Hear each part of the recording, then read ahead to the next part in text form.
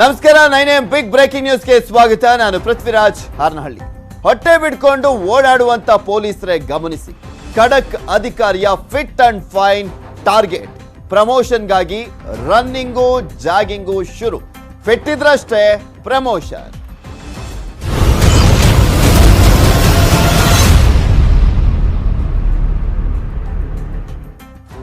ರಕ್ಷಣೆ ಮಾಡುವಂತ ಪೊಲೀಸರು ಫಿಟ್ ಅಂಡ್ ಫೈನ್ ಆಗಿ ಇರಬೇಕು ಅನ್ನುವಂಥದ್ದು ಜನಸಾಮಾನ್ಯರ ಆಗ್ರಹ ಕೂಡ. ಆದ್ರೆ ಆ ರೀತಿಯಾಗಿ ಇರೋದಿಲ್ಲ. ಎಲ್ಲೋ ಕೆಲವರು ಮಾತ್ರ ಒಂದೊಂದು ಸ್ಟೇಷನ್ ಅಲ್ಲಿ ಫಿಟ್ ಅಂಡ್ ಫೈನ್ ಆಗಿರ್ತಾರೆ. ಇನ್ನೆಲ್ಲರೂ ಕೂಡ ಹೊಟ್ಟೆ ಬಿಡ್ಕೊಂಡು ಫುಲ್ ದಪ್ ಇರ್ತಾರೆ. ಅಂತವ್ರಿಗೆ ಈಗ ಎಚ್ಚರಿಕೆಯ ಕರೆಗಂಟೆ ಇದ್ದಂತೆ ಕಾಣಿಸ್ತಾ ಇದೆ. ಒಂದು ಒಳ್ಳೆ ಐಡಿಯಾ ಮಾಡಿದ್ದಾರೆ. ಸೋಂಬೇರಿ ಪೊಲೀಸರಿಗೆ ಶಾಕಿಂಗ್ ನ್ಯೂಸ್ ಇದು. ಸೋಂಬೇರಿ ಆಗಿ ದಷ್ಟಪುಷ್ಟವಾಗಿ ತಿನ್ಕೊಂಡು ಓಡಾಡ್ಕೊಂಡು ಕೆಲಸ ಮಾಡ್ದಲೆ ಆರಾಮಾಗಿ ಕೂತ್ಕೊಂಡು ಎದ್ದೋಗುವಂತ ಪೊಲೀಸರಿಗೆ ಶಾಕಿಂಗ್ ನ್ಯೂಸ್ ಇದು. ಪೊಲೀಸರಿಗೆ ಇನ್ಮುಂದೆ ವ್ಯಾಯಾಮ ಕಡ್ಡಾಯ. ದೇಹದ ತೂಕ ಇಳಿಸ್ಕೊಳ್ಬೇಕು ಪೊಲೀಸರು. ಅದು ಪ್ರಮೋಷನ್ ಸಿಗಬೇಕು ಅಂದ್ರೆ ದೇಹದ ತೂಕವನ್ನ ಇಳಿಸ್ಕೊಂಡು ಫಿಟ್ ಅಂಡ್ ಫೈನ್ ಆಗಿ ಆಕ್ಟಿವ್ ಆಗಿರಬೇಕು. KSRP ADGP ಆಗಿರುವಂತ ಅಲೋಕ್ ಕುಮಾರ್ ಅವರು ಹೊಸ ಆದೇಶವನ್ನ ಹೊರಡಿಸಿದ್ದಾರೆ. ಫಿಟ್ ಅಂಡ್ ಫೈನ್ ಇಲ್ದಿದ್ರೆ ಮುಂಬಡ್ತಿಗೆ ಸಂಕಷ್ಟ. ದೇಹ ತೂಕ ಹೆಚ್ಚಿಸಿಕೊಂಡಿದ್ದವರಿಗೆ ಅಲೋಕ್ ಕುಮಾರ್ ಅವರು ಶಾಕ್ ಕೊಟ್ಟಿದ್ದಾರೆ. ಈ ರೀತಿಯಾಗಿ ಫಿಟ್ ಅಂಡ್ ಫೈನ್ ಆಗಿರಲೇಬೇಕು, ನಿಮಗೆ ಪ್ರಮೋಷನ್ ಸಿಗಬೇಕು ಅಂದ್ರೆ ಆಕ್ಟಿವ್ ಆಗಿರಲೇಬೇಕು ಅಂತ ಹೇಳಿದ್ದಾರೆ. ವಯೋಮಿತಿಗೆ ತಕ್ಕಂತೆ ದೇಹ ತೂಕ ಇರಬೇಕು. 2.5 ತಿಂಗಳಲ್ಲಿ ಹೆಚ್ಚುವರಿ ತೂಕವನ್ನ ಇಳಿಸ್ಕೊಳ್ಬೇಕು ಅಂತ ಅವರು ಸೂಚನೆಯನ್ನ ಕೊಟ್ಟಿರುವಂತದ್ದು. ಪ್ರತಿದಿನ 5 ಕಿಲೋಮೀಟರ್ ಓಟ, ನಡಿಗೆ, ದೈಹಿಕ ಚಟುವಟಿಕೆಗಳು ಕಡ್ಡಾಯವಾಗಿ ಇರುತ್ತೆ ಅನ್ನೋದನ್ನ ಕೂಡ ತಿಳಿಸಲಾಗಿರುವಂತದ್ದು. ಫಿಟ್ ಇದ್ರಷ್ಟೇ ಪ್ರಮೋಷನ್ ಇನ್ಮೇಲೆ KSRP ಅಲ್ಲಿ ಸಾಮಾನ್ಯಕ್ಕಿಂತ ಹೆಚ್ಚು ತೂಕ ಇರುವಂತಿಲ್ಲ. ಯಾಕೆಂದ್ರೆ ಒಂದ್ ಏಜ್ಗೆ ಇಷ್ಟೇ ತೂಕ ಇರಬೇಕು, ಒಂದು ಹೈಟಿಗೆ ಇಷ್ಟೇ ತೂಕ ಇರಬೇಕು ಅಂತ ಇರುತ್ತಲ್ಲ, ಅಷ್ಟು ಮಾತ್ರ ಇರಬೇಕು. ಅದಕ್ಕಿಂತ ಜಾಸ್ತಿ ಇದ್ರೆ ಅದನ್ನ ಮುಂದಿನ 2.5 ತಿಂಗಳಲ್ಲಿ ಇಳಿಸ್ಕೊಳ್ಬೇಕು. ಅಂದ್ರೆ ಮುಂದಿನ 75 ದಿನಗಳ ಒಳಗಡೆ ಅದನ್ನ ಇಳಿಸ್ಕೊಳ್ಬೇಕು ಅಂತ ಸೂಚನೆಯನ್ನ ಕೊಟ್ಟಿದ್ದಾರೆ. ಹೆಚ್ಚು ತೂಕ ಇದ್ರೆ 10 kg ಇಳಿಸ್ಕೊಳ್ಬೇಕು. ಅಂದ್ರೆ ಆ ಒಂದು ಹೈಟು ಮತ್ತೆ ಆ ಏಜ್ ಮೇಲೆ ಡಿಪೆಂಡ್ ಆಗುತ್ತೆ ಎಷ್ಟು kgಯನ್ನ ಇಳಿಸ್ಕೊಳ್ಬೇಕು ಅನ್ನುವಂತ ವಿಚಾರಕ್ಕೆ ಸಂಬಂಧಪಟ್ಟಂತೆ. ಫಿಟ್ ಆಗದಿದ್ರೆ ಮುಂಬಡ್ತಿ ಕಷ್ಟ. 40 ವರ್ಷ ವಯಸ್ಸಿರುವಂಥದ್ದು ಇರುವಂಥವ್ರು 70ರಿಂದ 75 kg ತೂಕ ಇರಬೇಕು. 40ರಿಂದ 50 ವರ್ಷ ಇರುವಂಥವ್ರು 5 kg ತೂಕವನ್ನ ಇಳಿಸ್ಕೊಳ್ಬೇಕು. ಅಂದ್ರೆ ಅದು ಎಷ್ಟು ತೂಕ ಇರುತ್ತೋ ಅದಕ್ಕಿಂತ ಹೆಚ್ಚಾಗಿ ಇದ್ದಂಥ ಸಂದರ್ಭದಲ್ಲಿ 5 kgಯನ್ನ ಇಳಿಸ್ಕೊಳ್ಬೇಕು.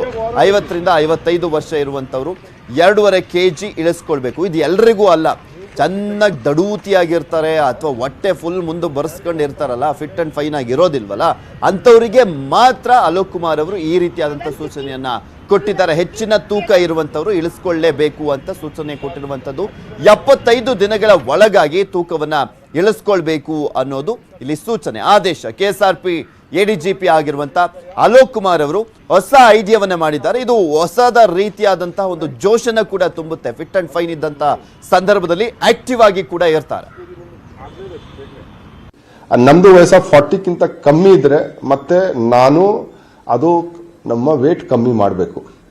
ಅದು 10 kgಕ್ಕಿಂತ ಜಾಸ್ತಿ ವ್ಯತ್ಯಾಸನಿದೆ, 40ಕ್ಕಿಂತ ಕಮ್ಮಿ ವಯಸ್ಸೇನಿದೆ ಅವರದು ತೂಕದಲ್ಲಿ ಅದು ಪ್ರಮಾಣದಲ್ಲಿ ಆಗಬಾರ್ದು.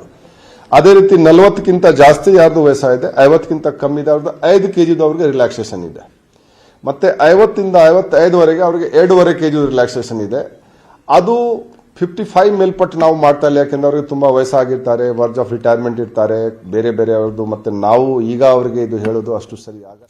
ಇದೆಲ್ಲದ್ರ ಬಗ್ಗೆನೂ ಕೂಡ ಕಂಪ್ಲೀಟ್ ಆದಂತ ಡೀಟೇಲ್ಸ್ ಅನ್ನ ನೀಡ್ತಾರೆ ನಮ್ಮ ಪ್ರತಿನಿಧಿ ಗಂಗಾಧರ್. ನೇರ ಸಂಪರ್ಕದಲ್ಲಿ ಜಾಯ್ನ್ ಆಗ್ತಾ ಇದ್ದಾರೆ. ಎಸ್ ಗಂಗಾಧರ್, ಒಂದು ಒಳ್ಳೆ ಐಡಿಯಾ, ಒಂದು ಒಳ್ಳೆ ಸ್ಟ್ರಾಟಜಿಯನ್ನ ರೂಪಿಸಿದ್ದಾರೆ ಅಲೋಕ್ ಕುಮಾರ್ ಅವರು.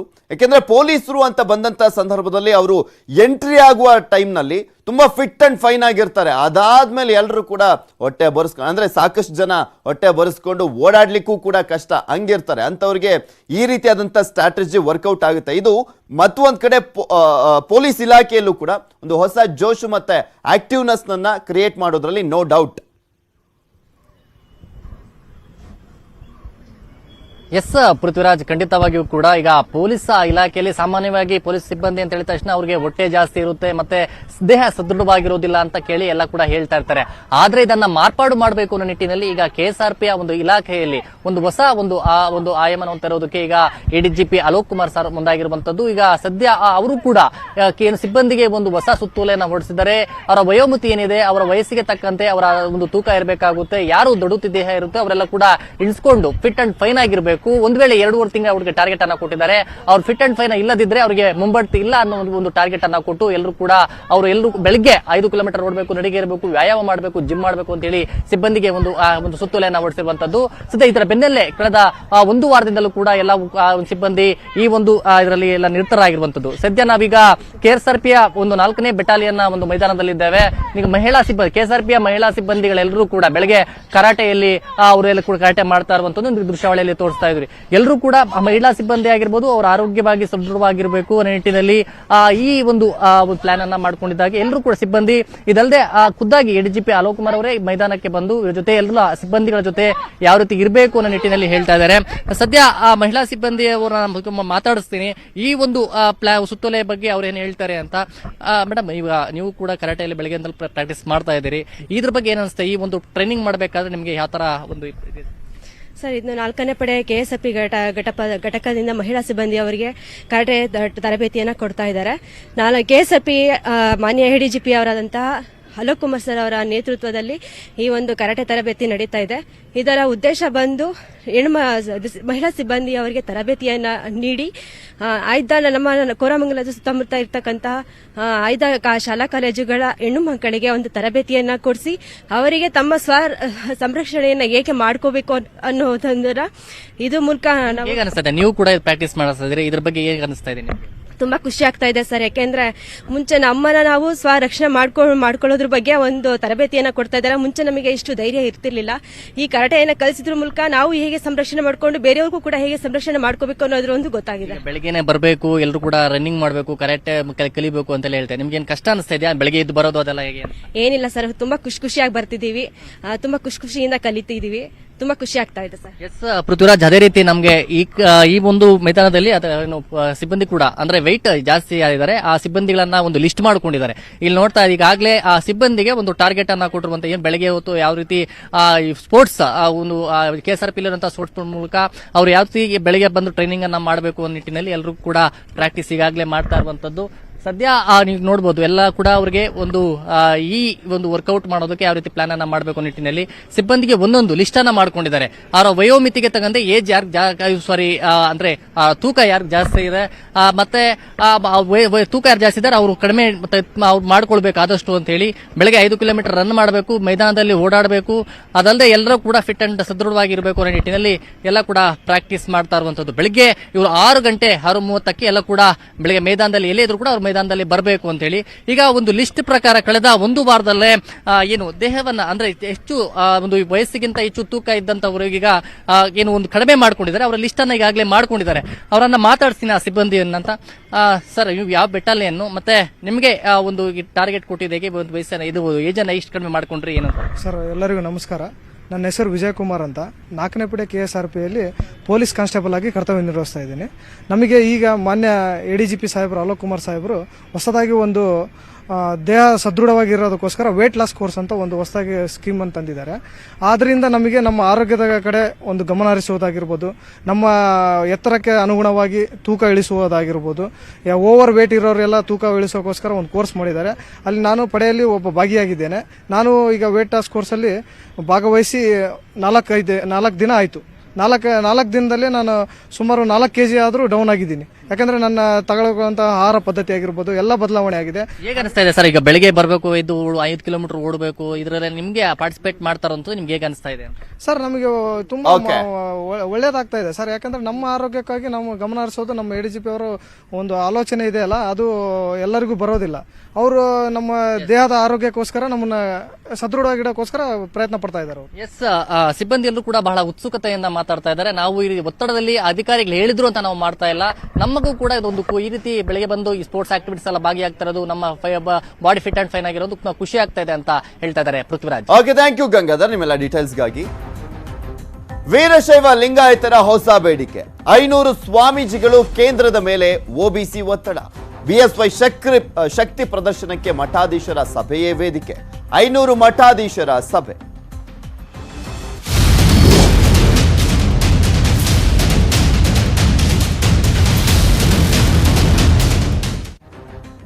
ಒಂದೇ ಕಾರ್ಯಕ್ರಮ 500 ಮಠಾಧೀಶರು ಕೇಂದ್ರ ಸರ್ಕಾರದ ಮೇಲೆ ಒತ್ತಡಕ್ಕೆ ಪ್ಲಾನ್ ಅನ್ನು ಮಾಡಿದ್ದಾರೆ.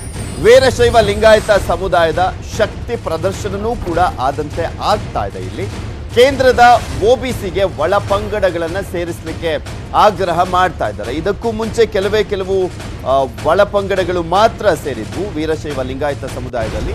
ಈಗ ಎಲ್ಲ ಒಳ ಪಂಗಡಗಳನ್ನ ಕೂಡ ಸೇರಿಸಿ ಒಬಿಸಿ ಪಟ್ಟಿಯಲ್ಲಿ ಅಂತ ಇವರು ಆಗ್ರಹವನ್ನ ಮಾಡ್ತಾ ಇದ್ದಾರೆ. ವೀರಶೈವ ಲಿಂಗಾಯತ ಸಮುದಾಯದ ಎಲ್ಲ ಒಳ ಪಂಗಡಗಳನ್ನ ಸೇರಿಸಬೇಕು ಅನ್ನುವಂಥದ್ದು ಆಗ್ರಹ. ರಾಷ್ಟ್ರೀಯ ವೀರಶೈವ ಲಿಂಗಾಯತ ಮಠಾಧೀಶರ ಒಕ್ಕೂಟ ಈ ಒಂದು ಆಗ್ರಹವನ್ನ ಮಾಡ್ತಾ ಇದೆ. ಈ ಮಠಾಧೀಶರೆಲ್ಲರೂ ಕೂಡ ಸೇರಿಕೊಂಡು ಈ ಒಂದು ಆಗ್ರಹವನ್ನ ಮಾಡ್ತಾ ಇರುವಂಥದ್ದು. ಅಂದ್ರೆ ಎಲ್ಲ ಅಂದ್ರೆ ಕ್ಯಾಸ್ಟ್ಗಳು ಇರ್ತಾವಲ್ಲ ಅವೆಲ್ಲವನ್ನೂ ಕೂಡ ಒಟ್ಟಿಗೆ ಸೇರಿಸಿ ಅಂತ. ಬಸವೇಶ್ವರ ಸುಜ್ಞಾನ ಮಂಟಪದಲ್ಲಿ 500 ಮಠಾಧೀಶರು ಭಾಗಿಯಾಗ್ತಾ ಇದ್ದಾರೆ. ಬೆಂಗಳೂರಿನ ವಿಜಯನಗರದ ಸುಜ್ಞಾನ ಮಂಟಪದಲ್ಲಿ ಈ ಒಂದು ಸಭೆ ಸೇರಲಾಗ್ತಾ ಇರುವಂಥದ್ದು. ಇಂದು ಬೆಳಗ್ಗೆ 10:30ಕ್ಕೆ ಮಠಾಧೀಶರ ಬೃಹತ್ ಸಭೆ ಆಯೋಜನೆಗೊಂಡಿದೆ. ವೀರಶೈವ ಲಿಂಗಾಯತ ಅಭಿವೃದ್ಧಿ ನಿಗಮದ ಅಧ್ಯಕ್ಷರಾಗಿರುವಂತಹ BS ಪರಮಶಿವಯ್ಯ ಅವರು ಕೂಡ ಭಾಗಿಯಾಗ್ತಾ ಇದ್ದಾರೆ. ಅವರ ಅಧ್ಯಕ್ಷತೆಯಲ್ಲೇ ಈ ಒಂದು ಸಭೆ ನಡೀತಾ ಇರುವಂಥದ್ದು. 500 ಮಠಾಧೀಶರು ಸೇರಿ ಸಮುದಾಯದ ಒಗ್ಗಟ್ಟನ್ನ ಪ್ರದರ್ಶನ ಮಾಡ್ತಾ ಇದ್ದಾರೆ. ಸಮುದಾಯದ ಒಗ್ಗಟ್ಟನ್ನ ಪ್ರದರ್ಶನ ಮಾಡ್ತಾ ನಮಗೆಲ್ಲರಿಗೂ ಕೂಡ ಒಬಿಸಿ ಕ್ಯಾಟಗರಿಯನ್ನ ಕೊಡಬೇಕು ಅನ್ನುವ ಒಂದು ಪ್ರಮುಖ ಆಗ್ರಹ ಇದೆ. ಯಾಕೆಂದ್ರೆ ಲಿಂಗಾಯತ ಸಮುದಾಯದಲ್ಲಿ 100ಕ್ಕೂ ಹೆಚ್ಚಿನ ಒಳಪಂಗಡಗಳು ಇದ್ದಾವೆ. ಇದರಲ್ಲಿ ಕೆಲವು ಒಳಪಂಗಡಗಳಿಗೆ ಮಾತ್ರ ಒಬಿಸಿ ಪಟ್ಟಿಯಲ್ಲಿ ಸ್ಥಾನ ಸಿಕ್ಕಿರುವಂಥದ್ದು. ಸೊ ಹೀಗಾಗಿ ಎಲ್ರಿಗೂ ಕೊಡಿ ಅನ್ನೋದು ಇವರ ಆಗ್ರಹವಾಗಿದೆ. ಒಂದ್ ಕಡೆ ಇಲ್ಲಿ ಪಂಚಮಸಾಲಿಯವರು 2A ಮೀಸಲಾತಿ ಕೊಡಬೇಕು ನಮ್ಗೆ ಅಂತ ಹೋಗ್ತಾ ಇದ್ದಾರೆ. ಲಿಂಗಾಯತ ಸಮುದಾಯದಲ್ಲಿ ಮತ್ತೊಂದು ಒಳಪಂಗಡದಲ್ಲಿ ಇರುವಂತ ಪಂಚಮಸಾಲಿಯವರು, ಆದ್ರೆ ಇನ್ನ ಉಳಿದಂತ ಒಳಪಂಗಡದವರು ಎಲ್ಲರನ್ನೂ ಕೂಡ ಈ ಒಬಿಸಿ ಕ್ಯಾಟಗರಿಗೆ ಸೇರಿಸಿ ಅಂತ ಆಗ್ರಹವನ್ನ ಮಾಡ್ತಾ ಇದ್ದಾರೆ. ಎಲ್ಲ ಪ್ರಮುಖ ಮಠಾಧೀಶರು ಇವತ್ತಿನ ಸಭೆಯಲ್ಲಿ ಭಾಗವಹಿಸಲಿದ್ದಾರೆ ಅನ್ನೋದ್ರ ಬಗ್ಗೆ ಮಾಹಿತಿ ಇದೆ. ಸುಮಾರು 500ಕ್ಕೂ ಹೆಚ್ಚಿನ ಮಠಾಧೀಶರುಗಳು ಇವತ್ತಿನ ಸಭೆಯಲ್ಲಿ ಭಾಗಿಯಾಗ್ತಾ ಇದ್ದಾರೆ. ಬರೀ ಕರ್ನಾಟಕ ಮಾತ್ರ ಅಲ್ಲ, ಆಂಧ್ರ ಆಗಿರ್ಬೋದು, ತಮಿಳುನಾಡು ಆಗಿರ್ಬೋದು, ಹಾಗೆ ಅಕ್ಕಪಕ್ಕದ ರಾಜ್ಯದ ಮಠಾಧೀಶರುಗಳು ಕೂಡ ವೀರಶೈವ ಲಿಂಗಾಯತ ಸಮುದಾಯದ ಮಠಾಧೀಶರು ಭಾಗಿಯಾಗ್ತಿದ್ದಾರೆ. ಇದೆಲ್ಲದ್ರ ಬಗ್ಗೆ ಕಂಪ್ಲೀಟ್ ಆದಂತ ಡೀಟೇಲ್ಸ್ ಅನ್ನ ನೀಡ್ತಾರೆ ನಮ್ಮ ಪ್ರತಿನಿಧಿ ಸಂಜಯ್. ನೇರ ಸಂಪರ್ಕದಲ್ಲಿ ಜಾಯಿನ್ ಆಗ್ತಾ ಇದ್ದಾರೆ. ಸಂಜಯ್, ಎಷ್ಟೊತ್ತಿಗೆ ಶುರುವಾಗುತ್ತೆ ಈ ಒಂದು ಸಭೆ? ಈಗ ಆಲ್ರೆಡಿ ಎಷ್ಟು ಜನ ಮಠಾಧೀಶರು ಭಾಗಿಯಾಗ್ತಾ ಇರುವಂತದ್ದು? ಪ್ರಮುಖ ಮಠಾಧೀಶರು ಯಾರೆಲ್ಲ ಇರಲಿದ್ದಾರೆ? ಪ್ರಮುಖವಾದಂತ ಬೇಡಿಕೆ ಏನು? ಯಾರಿಗೆ ಹೋಗಿ ಮನವಿಯನ್ನು ಮಾಡಿಕೊಳ್ಳಿದ್ದಾರೆ ಇವರು?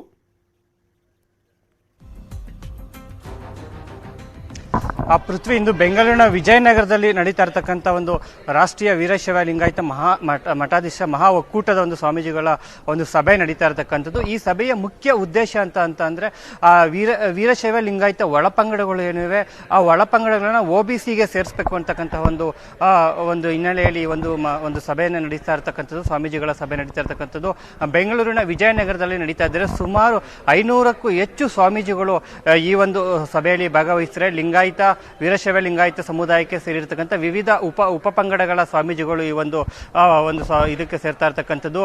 ಈಗಾಗಲೇ ಸಾಕಷ್ಟು ಸ್ವಾಮೀಜಿಗಳು ಬೇರೆ ಬೇರೆ ರಾಜ್ಯಗಳಿಂದಲೂ ಸಹ ಬಂದಿದ್ದಾರೆ. ಹಾಗೆ ಕರ್ನಾಟಕದ ಇತರೆ ಭಾಗಗಳಿಂದ ಬಂದು ನಿನ್ನೆ ರಾತ್ರಿಯೇ ಈ ಒಂದು ವಿಜಯನಗರದಲ್ಲಿ ವಾಸ್ತವ್ಯನ ಹೂಡಿರ್ತಕ್ಕಂಥದ್ದು. ಈಗ ಇಂದು 10:30 ಸುಮಾರಿಗೆ ಈ ಒಂದು ಸಭೆ ಶುರುವಾಗುತ್ತೆ. ಸಭೆಯಲ್ಲಿ ಎಲ್ಲಾ ಸ್ವಾಮೀಜಿಗಳು ಮಾತಾಡ್ತಾರೆ. ನಂತರ ಸಭೆಯ ನಂತರ ಒಬಿಸಿಗೆ ಸೇರಿಸುವಂತೆ ಒಂದು ಒತ್ತಾಯವನ್ನು ಮಾಡಿ ಆ ಶಿಫಾರಸನ್ನು ಕೇಂದ್ರಕ್ಕೆ ಕಳಿಸಬೇಕು, ಅದನ್ನ ರಾಜ್ಯ ಸರ್ಕಾರಕ್ಕೆ ಮನವಿಯನ್ನ ಮಾಡ್ತಾರೆ ಅಂತಂದ್ರೆ ಇಲ್ಲಿ ಸಭೆಯಲ್ಲಿ ಮಾಡಿ ಸಭೆಯ ನಿರ್ಣಯವನ್ನು. ಓಕೆ, ಥ್ಯಾಂಕ್ ಯು ಸಂಜಯ್ ನಿಮ್ಮೆಲ್ಲ ಡೀಟೇಲ್ಸ್ಗಾಗಿ. ಮತ್ತಷ್ಟು ಸುದ್ದಿಯನ್ನು ನಿಮ್ಮ ಮುಂದೆ ಇಡ್ತಾ ಹೋಗ್ತೀನಿ, ಆದ್ರೆ ಅದಕ್ಕೂ ಮುಂಚೆ ಒಂದು ಸ್ಮಾಲ್ ಬ್ರೇಕ್.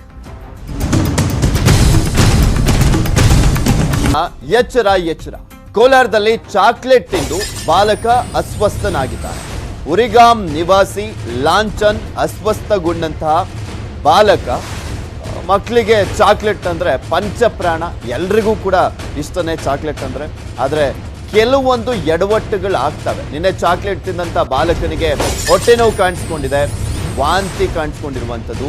KGF ಸರ್ಕಾರಿ ಆಸ್ಪತ್ರೆಗೆ ಬಾಲಕನನ್ನ ದಾಖಲು ಮಾಡಲಾಗಿದೆ.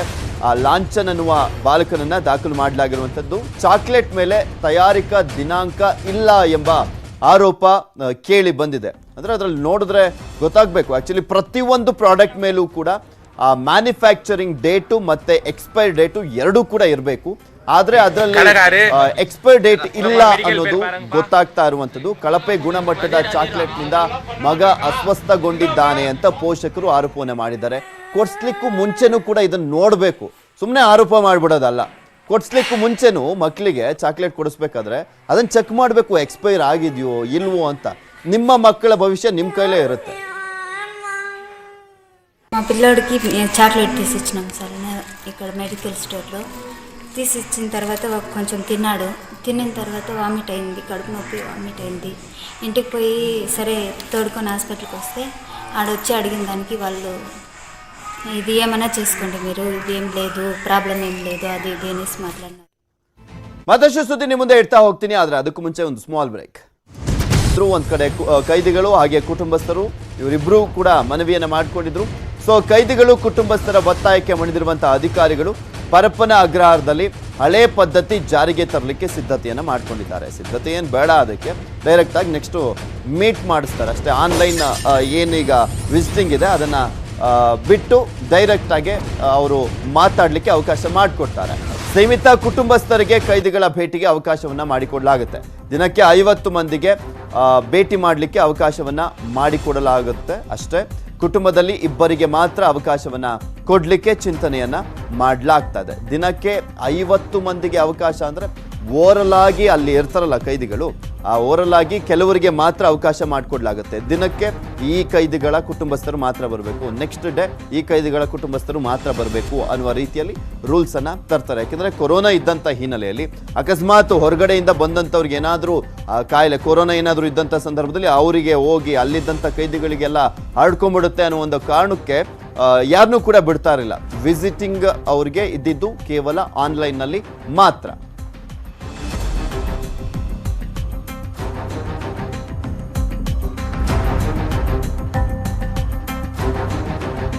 ಸಾಮಾಜಿಕ ಅಂತರವನ್ನ ಕಾಯ್ದುಕೊಂಡು ಅಲ್ಲಿ ಕೈದಿಗಳನ್ನ ಭೇಟಿ ಆಗಬೇಕು ಕುಟುಂಬಸ್ಥರು. ಇನ್ನ ಇಲ್ಲಿ ಮೇಯ್ನ್ ಆಗಿ ಅವರು ಜೈಲಿಗೆ ಹೋಗಿ ಮೀಟ್ ಮಾಡಬೇಕು ಅಂದ್ರೆ ಅವರ ಅಂದ್ರೆ ಆ ಕೈದಿನ ಮೀಟ್ ಮಾಡಬೇಕು ಅಂದ್ರೆ 1 ವಾರ ಮುಂಚೆನೆ ಬುಕ್ ಮಾಡಿರ್ಬೇಕು. ನಾವು ಈ ಒಂದು ಡೇಟಲ್ಲಿ ಬರ್ತೀವಿ, ನಮಗೆ ಅವಕಾಶ ಮಾಡಿಕೊಡ್ಬೇಕು ಅಂತ. ಸೊ ಆ ಒಂದು ಡೇಟ್ಸ್ ಪ್ರಕಾರ ಆ ಒಂದು ಪ್ಲಾನ್ ಅನ್ನ ಅಲ್ಲಿ ಮಾಡ್ತಾರೆ ಅಧಿಕಾರಿಗಳು. ಯಾರು ಯಾವತ್ತು ಬರಬೇಕು ಅನ್ನೋದನ್ನ ನೆಕ್ಸ್ಟ್ ಅವರಿಗೆ ಸೂಚಿಸ್ತಾರೆ. ಈಗ ಈ ಡೇಟಲ್ಲಿ ನಾನು ಬರಲಿಕ್ಕೆ ಅವಕಾಶ ಇದೆಯಾ ಅಂತ ಕೇಳಿದಂಥ ಸಂದರ್ಭದಲ್ಲಿ ಇವತ್ತು ಬೇಡ, ಇನ್ನೊಂದು ಡೇಟಲ್ಲಿ ಕೊಡ್ಬೋದು, ಅಥವಾ ಅವತ್ತೇ ಅವಕಾಶ ಇದ್ರೆ ಅವತ್ತು ಬರೋಕ್ಕೆ ಅವಕಾಶವನ್ನು ಮಾಡಿಕೊಡ್ಬೋದು ಅಧಿಕಾರಿಗಳು. ಇವೆಷ್ಟು ಈ ಕ್ಷಣದವರೆಗಿನ ಸುದ್ದಿಗಳು. ನೋಡ್ತಾ ಇರಿ ನ್ಯೂಸ್ 18 ಕನ್ನಡ. ಜಾಲ ನಮ್ಮದು, ಬಲ ನಿಮ್ಮದು.